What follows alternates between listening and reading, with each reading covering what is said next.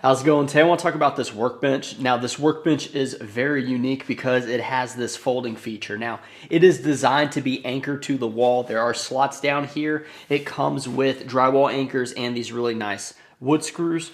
And what you would do is you would actually attach it to the wall, and you have this hydraulic arm, and what you do is you press in the legs here. Once the legs are pressed in, you're going to be able to fold this topper down.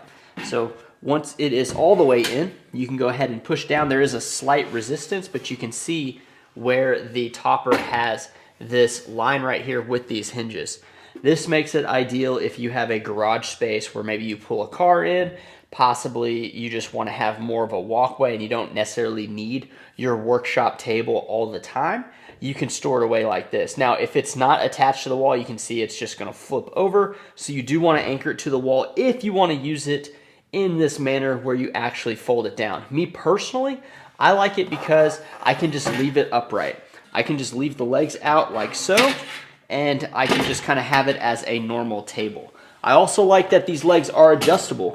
So you can see here, there's a couple bolts on these. You can adjust these legs. Now this is at the lowest setting, and you can adjust the feet to make sure that it is 100% balanced.